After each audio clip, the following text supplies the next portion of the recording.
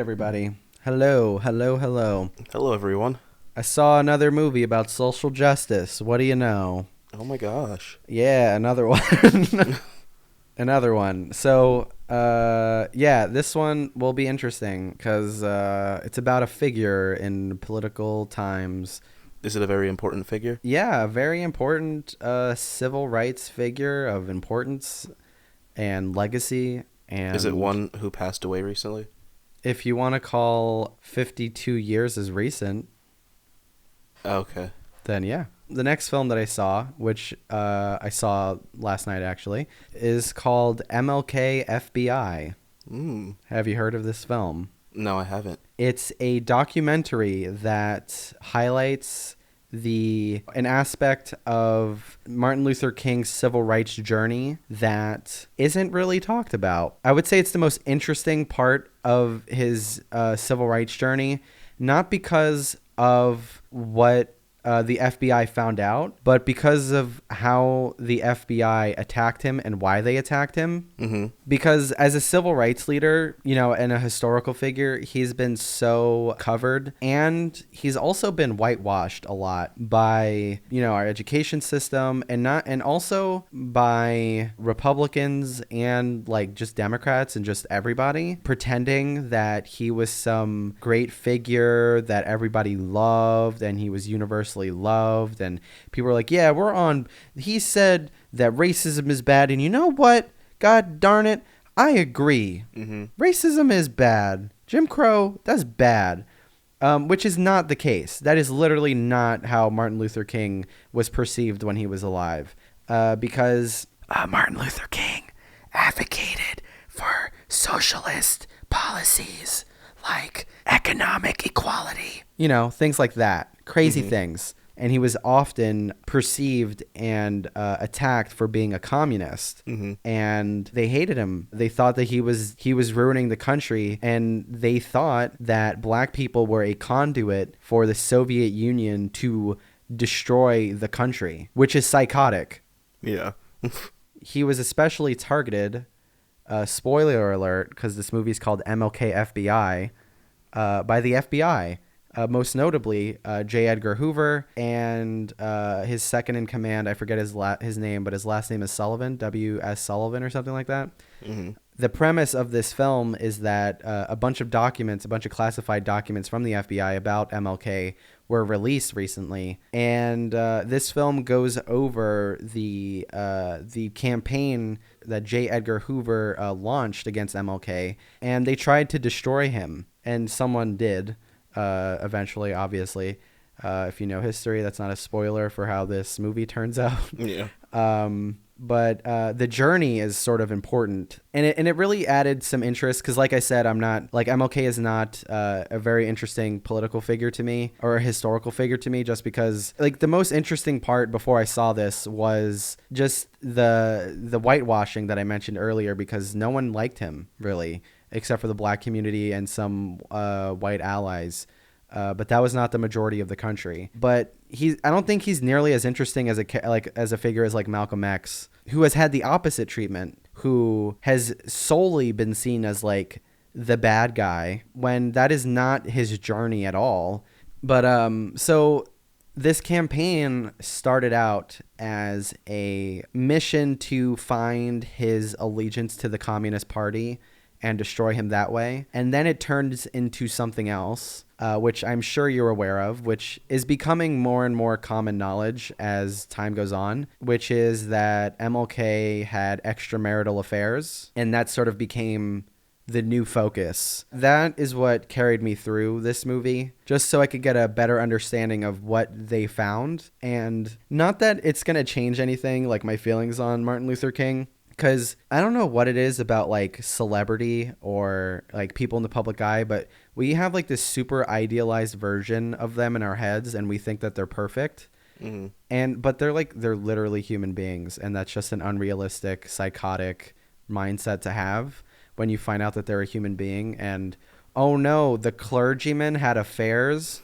Wow, that's never happened before. Oh my God. Not to say that stuff's okay, but if the character flaw that they have has nothing to do with the thing that they're advocating for, then like, who cares?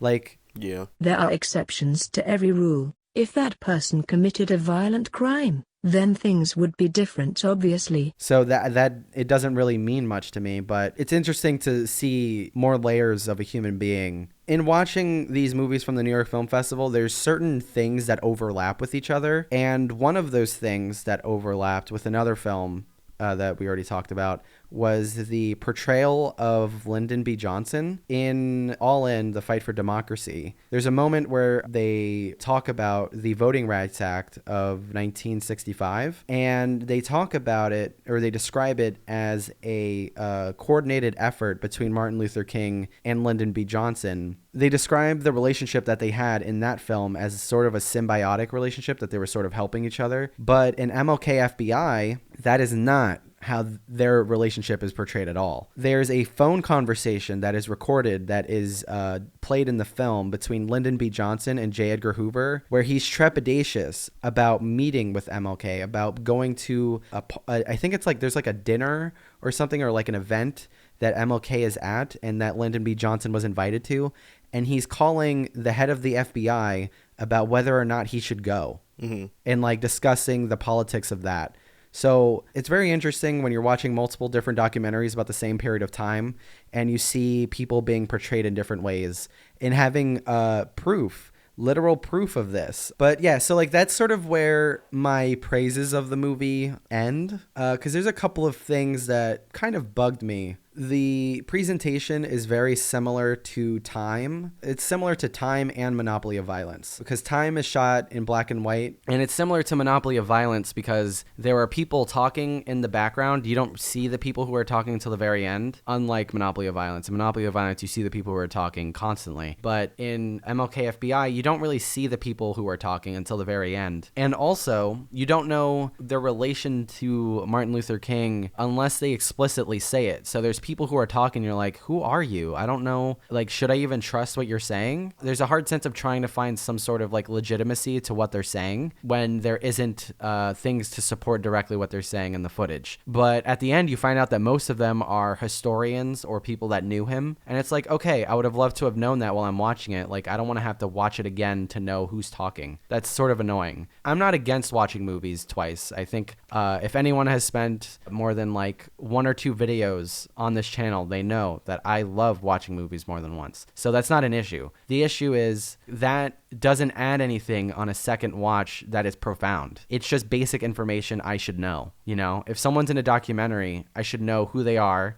what their relation is to this information. You know, am I asking for too much?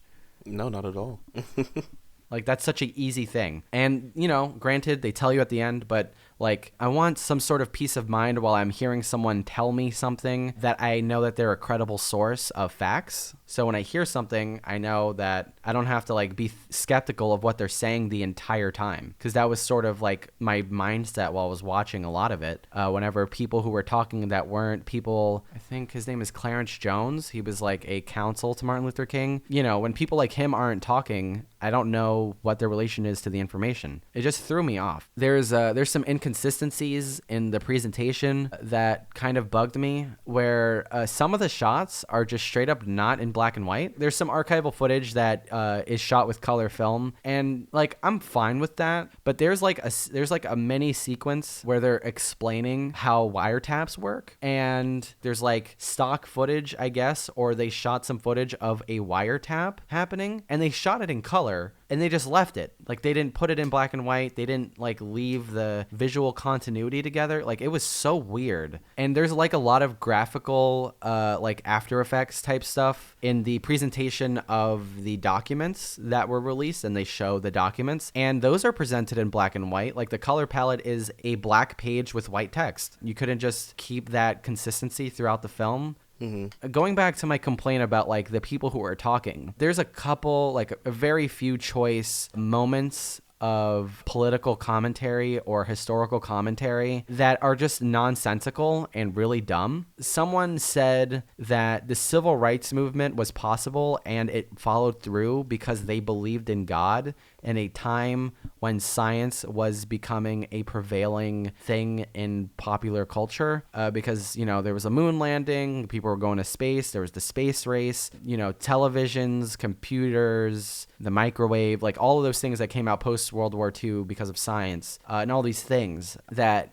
somehow their belief in God made them special. There is a specific relationship between black people in America and Christianity. Like, I'm not disputing that at all. Especially as someone who lived in the South for 5 years, I definitely understand that. And with black people in my family who are Christian, I 100% understand that. But I don't think that their relationship to Christianity has anything to do with their perseverance at all, seeing as though the opposition and the entire country is entirely Christian. Like, what take is that? That makes no sense. The country was immensely more conservative than it is now, and Christians are still a majority of the country right now. Like, what?